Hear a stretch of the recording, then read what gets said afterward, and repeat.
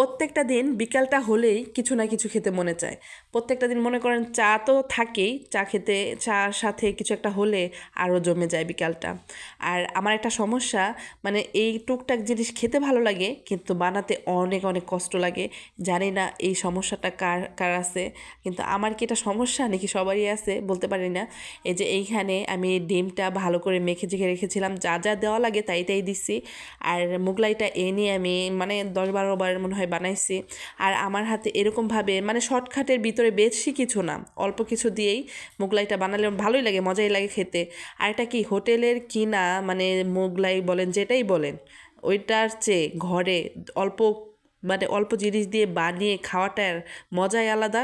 আর এটা মনে করেন ফ্রেশ একটা ফ্রেশ খাবার পাওয়া যায়। আর মোগলাইটা আসলেও অনেক মজা হয়েছে, আর আয়শা তো খেয়ে বলছে অনেক অনেক মজা হয়েছে। মাঝে মধ্যে বিকাল টাইমে এরকম টুকটাক কিছু করলে ভালোই হয় না? টুকটাক কিছু করে খাওয়াটাই অনেকটাই মজা।